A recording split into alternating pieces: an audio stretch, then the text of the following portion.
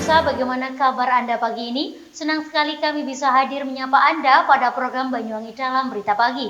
Saya Fasta. Dan saya Bima Dirga. Sejumlah informasi teraktual dari seluruh wilayah Banyuwangi akan kami hadirkan untuk Anda. Inilah Banyuwangi Dalam Berita Pagi selengkapnya.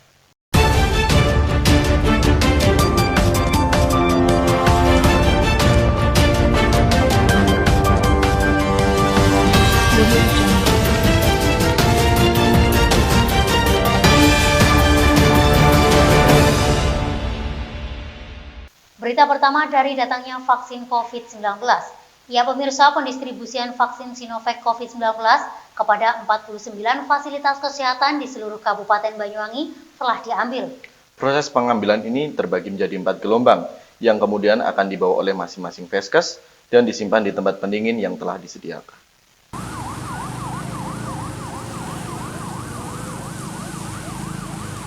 Pemirsa, pemerintah Kabupaten Banyuwangi mulai mendistribusikan 5.400 dosis vaksin COVID-19 ke 49 fasilitas kesehatan atau Vaskes secara bertahap. Vaksin Sinovac yang tiba pada Selasa petang 26 Januari 2021 kemarin di Dinas Kesehatan Banyuwangi kini sudah diambil dan disimpan ke alat pendingin di masing-masing Vaskes yang ada.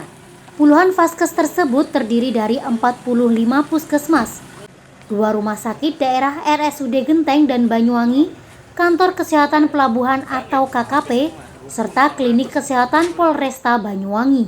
Untuk pengambilannya, vaksin ini dimulai pada hari Rabu 27 Januari 2021 dari pagi hingga sore hari, sesuai jadwal yang sudah ditentukan. Pengambilan vaksin Sinovac yang terjadwal dibagi menjadi 4 gelombang. Hal ini tak lain untuk mencegah terjadinya penumpukan di kantor Dinas Kesehatan Kabupaten Banyuwangi. Nantinya untuk sementara waktu, hasil pengambilan vaksin disimpan dengan baik di alat pendingin dan mendapat perawatan khusus setiap waktunya. Hal ini sebagaimana untuk mengetahui serta menstabilkan suhu dalam box pendingin sebelum proses vaksinasi dilakukan. Dr. Wiji Lestariono, selaku juru bicara Satgas COVID-19 Banyuwangi dan juga Kepala Dinas Kesehatan Banyuwangi menyampaikan, proses pengambilan kendaraan Vaskes berangkat dari tempat asal mendapat pengawalan dari pihak keamanan untuk kelancaran proses pendistribusian. Untuk setiap Vaskes tidak ada berapa jumlah vaksin maksimalnya, namun mengacu kepada nakes atau tenaga kesehatan yang berada di tempat tersebut. Proses vaksinasi sendiri akan dilakukan secara serentak pada hari Kamis 28 Januari 2021. Untuk Vaskes yang melayani tenaga kesehatan dibagi menjadi 2 sesi dan setiap sesi terdapat 20 nakes. Sedangkan vaksinasi yang akan diselenggarakan di Pendopo Sabah Swagata Belambangan melayani 10 orang.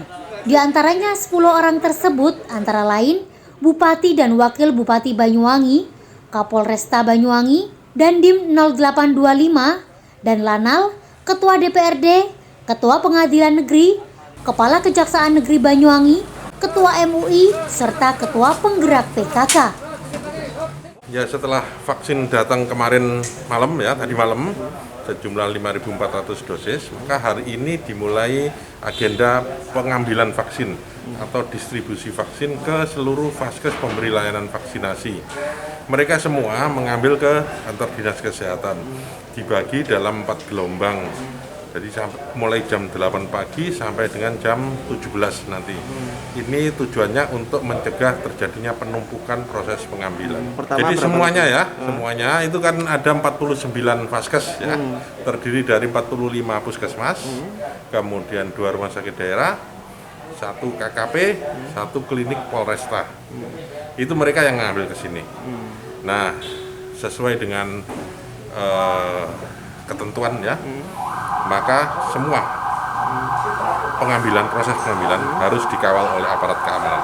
Bisa dilihat sendiri mereka yang dari kecamatan-kecamatan, puskesmas maksudnya, itu dikawal oleh Polsek maupun Koramil.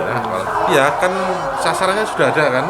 Contohnya untuk puskesmas Sobo misalkan sasarannya kan sudah ada, meliputi karyawan yang ada di puskesmas, maupun nakes yang ada di wilayah kerjanya, ya.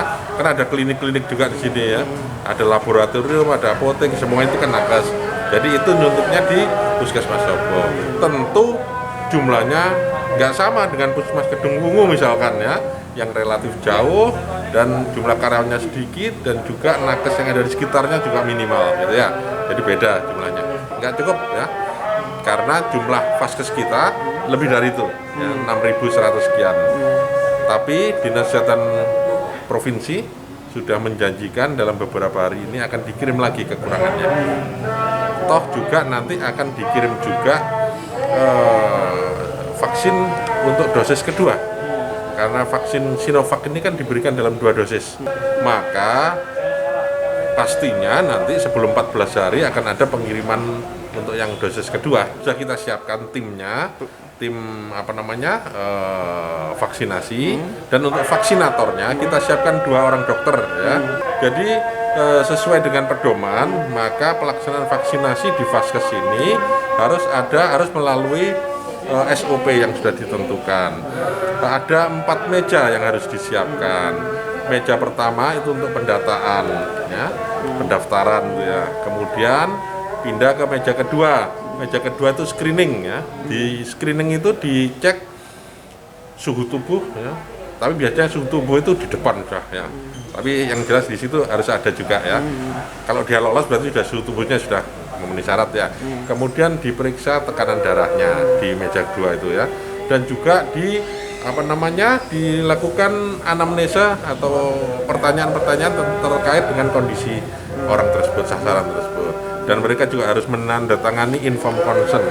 Inform consent itu surat pernyataan bahwa mereka sudah diedukasi di tempat tersebut dan sudah memahami dan menyetujui, mereka tanda tangan, ya, termasuk efek samping yang mungkin terjadi, mereka tanda tangan di meja kedua, ya. Jika lolos meja kedua, artinya tensinya nggak tinggi dan tidak ada penyakit-penyakit yang menjadi kontraindikasi, maka dia pindah ke meja ketiga. Di meja ketiga ini meja untuk pelaksanaan penyuntikan. Ya. Di meja ketiga ini penyuntikan vaksinasi itu di meja ketiga. Setelah itu pindah ke meja keempat. Meja keempat ini meja observasi. Ada ruang tunggu di sana di meja keempat. Orang yang habis divaksinasi harus menunggu selama 30 menit ya, untuk melihat respon dari penyuntikan tadi.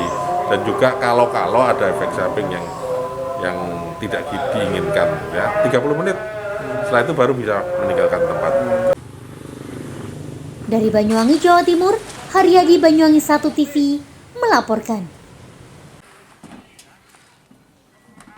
Berita selanjutnya masih mengenai vaksin Sinovac.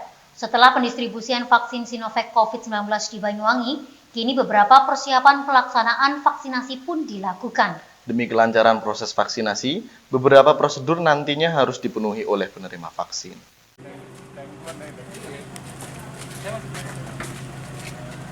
Setelah proses pengambilan logistik vaksin Sinovac COVID-19 oleh 49 fasilitas kesehatan usai diselenggarakan, selanjutnya persiapan sejumlah fasilitas kesehatan untuk memberikan pelayanan vaksinasi kepada tenaga kesehatan yang ada di Kabupaten Banyuwangi. Proses vaksinasi sendiri akan dilakukan secara serentak pada hari Kamis 28 Januari 2021. Diawali dari 10 tokoh forum komunikasi pimpinan daerah yang nantinya akan diselenggarakan di Pendopo Sabah Swagata, Belambangan. Di antaranya yakni Bupati dan Wakil Bupati Banyuwangi, Kapolresta Banyuwangi, Dandim 0825, dan Lanal, Ketua DPRD Banyuwangi, Ketua Pengadilan Negeri Banyuwangi, Kepala Kejaksaan Negeri Banyuwangi, Ketua MUI, serta Ketua Penggerak PKK Banyuwangi. Proses vaksinasi tersebut juga dapat melibatkan vaksinator terlatih di bidangnya, yakni ada 2 dokter yang sudah ditunjuk oleh Dinas Kesehatan Kabupaten Banyuwangi. Vaksinator dokter berpengalaman diantaranya adalah Dr. Husnul Mufidati dan Dr. Rizky Yudiar Abror. Sebagaimana 2 vaksinator terpilih tersebut sudah melalui beberapa proses pelatihan, khususnya kaitan dengan pelaksanaan vaksinasi. Pihak vaksinator juga akan mempersiapkan fisik serta mental dalam proses vaksinasi berlangsung. Seperti halnya persiapan proses vaksinasi yang tengah dilakukan oleh Puskesmas Kelatak Kalipuro Banyuwangi ini, yang sedang melakukan pengecekan suhu vaksin Sinovac. Sedangkan proses penyimpanan dari vaksin Sinovac itu sendiri karena dianggap sensitif, harus mendapatkan perawatan secara khusus. Vaksin yang disimpan di cold chain ada di setiap vaskes, hingga vaksin siap untuk digunakan. Penyimpanan vaksin pada box pendingin itu bertujuan untuk menjaga suhu vaksin Sinovac stabil dengan batas minimal 2 derajat Celcius hingga maksimal 8 derajat Celcius. Apabila suhu penyimpanan stabil, bisa dipastikan vaksin aman hingga pada hari pelaksanaan vaksinasi. Jadi untuk pelaksanaan vaksin untuk besok hari yang pertama kali di Banyuwangi, itu yang pertama dari Dinas Kesehatan itu melatih ada sekitar 5. Tiap puskesmas itu ada 5 vaksinator yang sudah dilatih di Babelkes di Semarang. Kemudian setelah itu yang kedua, setiap puskesmas itu akan membuat microplanning. Ya, microplanning dari mana aja? Itu ada beberapa microplanning itu ya. Itu ada mulai dari jadwal itu ditentukan ya, biasanya ada Senin, Rabu atau sampai atas Jumat atau Sabtu. Ya. Kemudian ada berapa sesi? Ada 2 sesi. Setiap sesi itu sekitar targetnya itu ada sekitar 20 orang untuk yang divaksin. Kemudian setelah itu yang ketiga itu alur ya, alur dari vaksinasi. Yang pertama itu ada meja satu di mana itu ada pendaftaran, kemudian pengecekan etiket. Jadi vaksin itu akan mendapatkan etiket.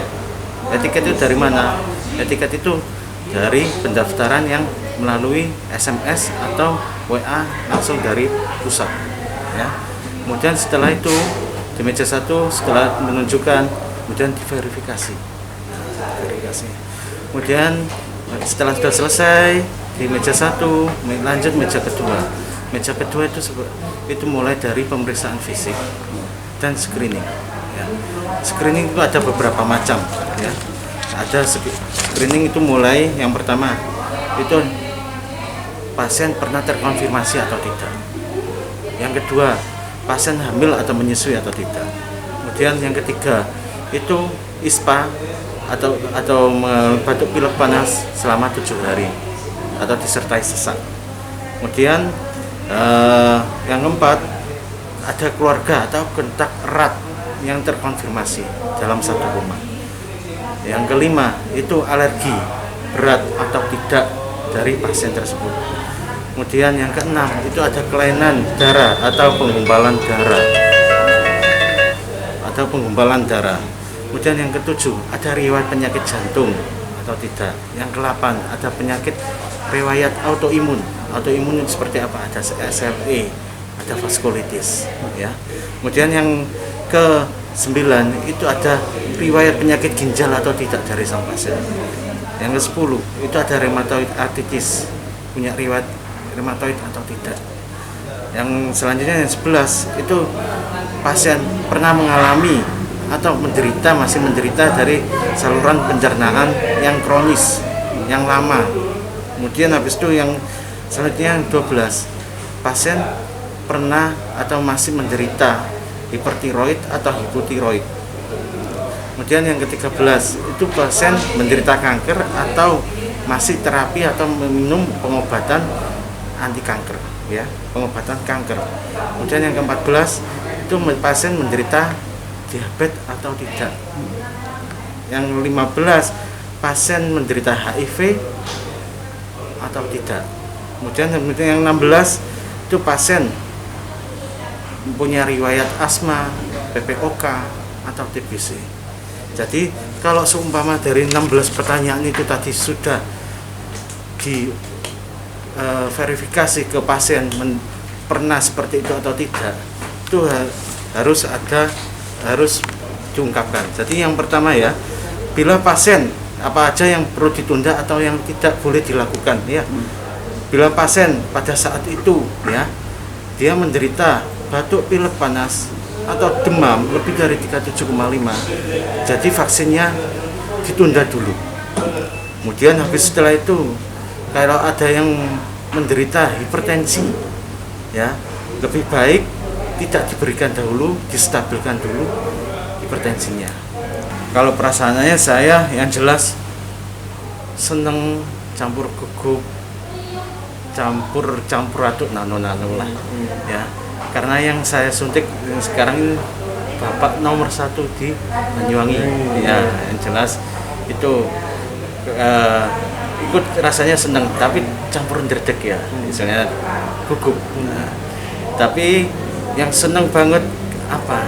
Karena kita sebagai nakes, sebagai kita diberi kesempatan untuk mendapatkan vaksin yang pertama untuk perlindungan kita untuk menghadapi pandemi ini. Karena kita benar-benar mulai awal inginkan vaksin supaya kita lebih terlindung dari COVID-19 ini. Jadi kalau seandainya kita menangani pasien atau menangani menangani pasien di rumah sakit atau di puskesmas, jadi kita tidak khawatir lagi, atau ketakutan lagi bahwasanya seperti ini. Tapi jangan lupa tetap ya 3M itu tetap dilakukan, ya 3M itu wajib. Jadi vaksin ini tidak untuk melindungi secara total, tapi yang jelas vaksin itu hanya untuk meringankan gejala yang berat-berat saja. Ya. Jadi saya lanjutkan untuk yang tadi masalah penyimpanan dari vaksin. Nah, yang nanti habis ini saya jelaskan tentang masalah vaksin, masalah penyimpanannya. Jadi penyimpanan ini memang khusus ya. Nah, nanti dijelaskan dengan Bu Alfi, bidan dari Kelata. Ya. Monggo Bu Alfi. Lanjut. Ini markas penyimpanan vaksin yang ada di puskesmas. Nanti rencananya vaksin Sinovac itu akan disimpan di sini. Tipenya Dometic TCW 2000. Di sini diatur suhunya 2-8 derajat Celcius. Ya, terus vaksinnya dimasukkan di dalam vaksin, termasuk vaksin yang sensitif beku ya. Ya, jadi agak jauh dari evaporator memasukkannya. Di dalamnya juga ada termometer Muller untuk menjaga suhunya tetap stabil. Jadi kelihatan suhunya 2-8 derajat. Untuk perawatannya juga kami membuat grafik suhu tiap pagi dan sore itu ditulis di grafik suhu, dicek tiap pagi ya, dan siap sore juga dicek. Terus model ini juga kulkas ini juga baik untuk apabila terjadi listrik padam. Jadi di dalamnya juga sudah dilengkapi dengan kolpek sehingga jika ada listrik padam itu kolpeknya bisa berfungsi sebagai cold box. Jadi bisa tahan paling tidak minimal 24 jam. Untungnya di sini kan listrik padamnya nggak sampai 24 jam. Ya, jadi insya Allah siap untuk menyimpan vaksin Sinovac untuk imunisasi COVID-19. Vaksin ini kan harus disimpan dalam suhu 2-8 derajat. Nah, tiap pagi dicek apakah suhunya antara itu 2-8. Kalau misalnya di bawah itu sudah nggak bisa dipakai, apalagi kalau di bawah 0 derajat itu sudah mati vaksinnya, sudah impoten gitu. Jadi harus betul-betul suhu di range 2-8 derajat itu.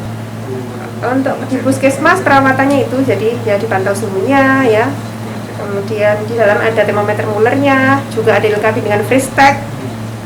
Freeze-tag itu kan ini sensitif beku, jadi kalau ada freeze-tag misalnya ternyata kok terpapar suhu beku, itu freeze-tagnya akan ada tanda silangnya, itu jadi tanda centangnya jadi tanda silang. Itu berarti sudah terpapar suhu beku dan vaksin sudah nggak bisa dipakai. Pakai stabilisator. Dari Banyuwangi, Jawa Timur, Haryadi Banyuwangi 1 TV melaporkan.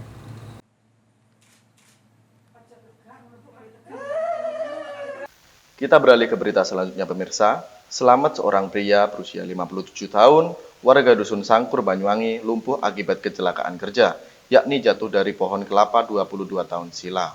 Akibat peristiwa tersebut, Slamet cedera di bagian tulang ekornya.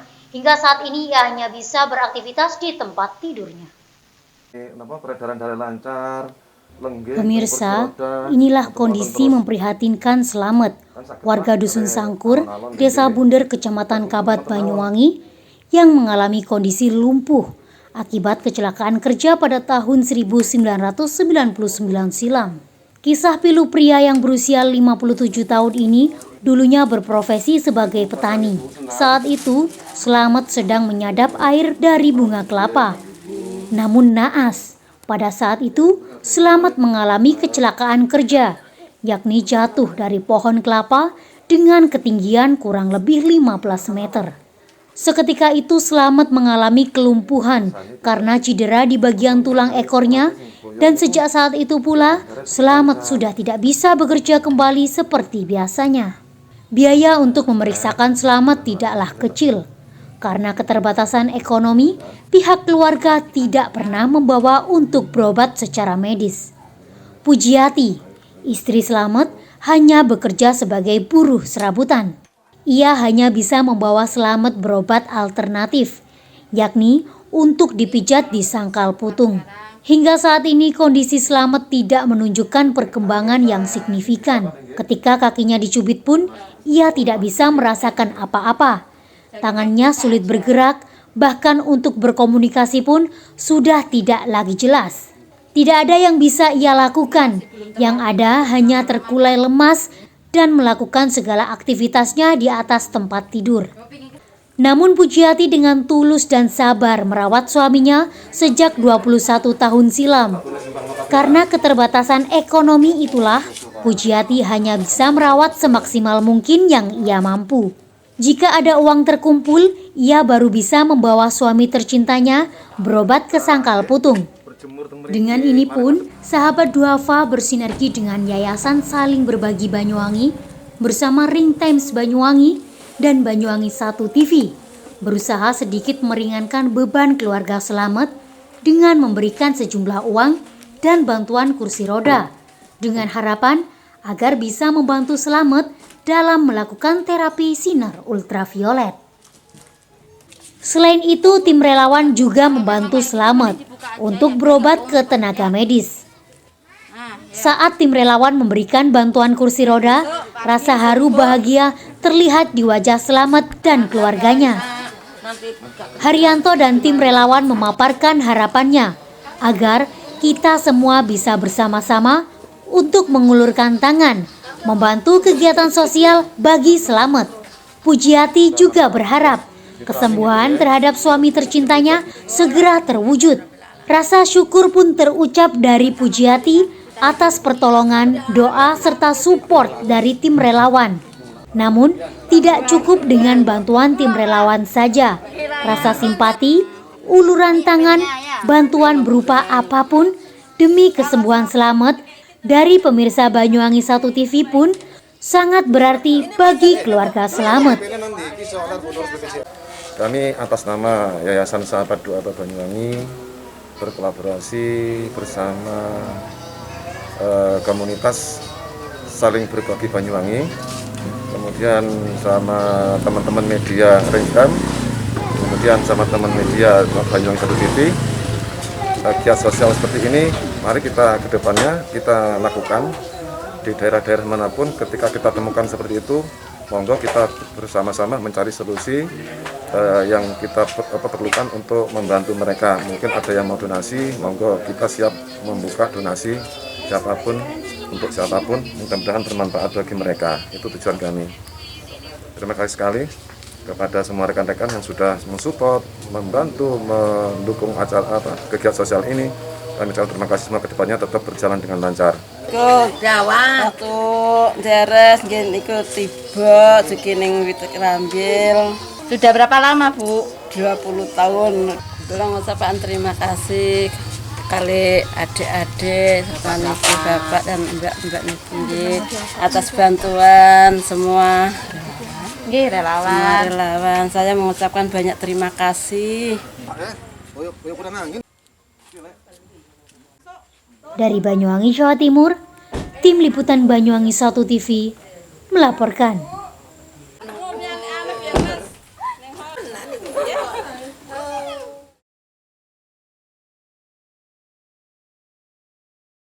Baik pemirsa, berita tadi sekaligus menutup perjumpaan kita pada pagi ini.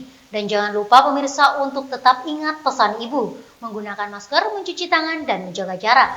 Saya Fasta. Dan saya Bima Dirga, serta kerabat kerja yang bertugas pamit undur diri. Selamat pagi, jaga kesehatan dan sampai jumpa.